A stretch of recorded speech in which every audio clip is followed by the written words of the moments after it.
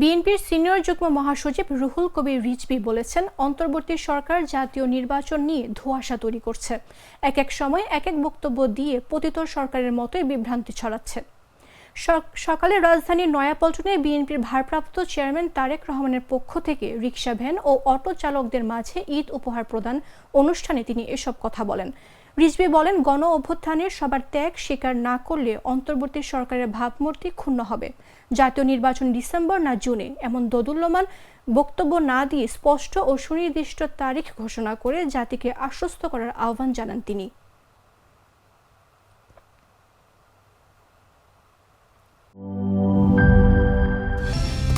Colour expert, George sap এবং mild on hands technology সমৃদ্ধ Orix crystal wash আপনার laundry expert.